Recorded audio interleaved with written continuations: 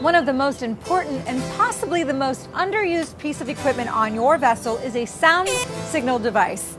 I'm Tina, and I'm here with our boating expert Tim to teach us some of the basics of sound signals on the water. How are you doing today, Tim? Tina, anytime I'm about to go boating, I'm doing great.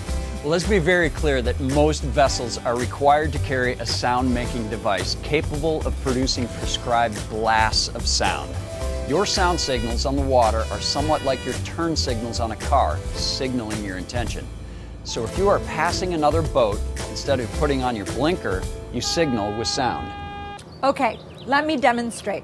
A short blast is 1 second. A prolonged blast is from 4 to 6 seconds. How's that? There are many potential situations where you will need the aid of a sound signal device. It is critical that not only do you know which ones are needed on your vessel, but you need to make sure they are actually on board. The most common sound producing device is a compressed air powered horn, but many boats carry electrically powered horns. These are preferred since the compressed air units can run out.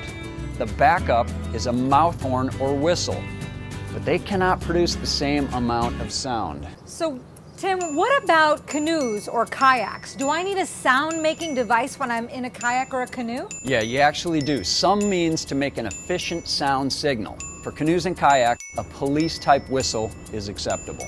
Tim, when a maneuvering action between vessels is required to avoid collision, can you explain what sound signals need to be used? Right, sure, Tina. When vessels are in sight of one another, when meeting, crossing, or overtaking, they need to indicate their maneuvers by using sound signals as follows. If your intention is to alter your course to starboard or to the right, leaving the other vessel to port or the left, sound one short blast. If you are altering your course to port or the left, sound 2 short blasts. Under inland rules, you need to respond with the same signal to indicate agreement with the proposed intention or warning if you disagree. Well, what if the stand-on vessel doesn't agree? Right, well, that's a great question.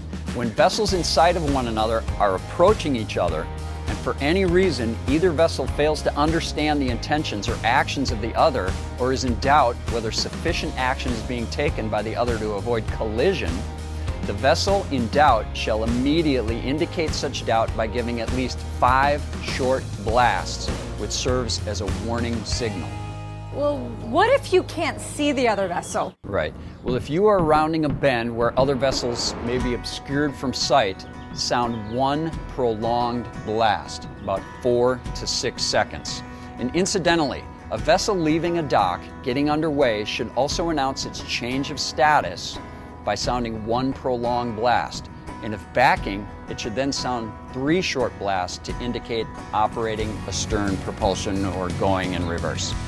Can a radio be used to communicate your intentions? Well, as a matter of fact, they can. The VHF radio can be used in lieu of sounds for communicating intentions, especially with larger ships. They would actually appreciate a call on channel 13 telling them your intentions. What about making sounds when it's difficult to see out? Right, what you're talking about there is restricted visibility. Restricted visibility normally occurs under conditions of fog, rain, snow, and smoke. When under conditions of restricted visibility, you must use sound signals. The radio is not an alternative. These signals must be sounded every 2 minutes using an efficient sound-producing device. For powerboats, sound 1 prolonged blast every 2 minutes if underway, 2 prolonged if stopped. If you are anchored, or if you are a vessel that is not under command, is restricted in its ability to maneuver, is engaged in fishing, is towing or pushing another vessel, or is a sailing vessel, you need to sound 1 prolonged and 2 short blasts every 2 minutes. Knowing your vessel's requirements and practicing sound signals is the best way to stay on top of it. A dangerous collision can happen very, very quickly without any warning whatsoever. When a vessel is in distress, there are a variety of signals that can be used, both with sound, audible, and with sight, visual. You need to ensure that your vessel is adequately equipped to demonstrate a distress sound signal should you find yourself in a tough spot while out on the water.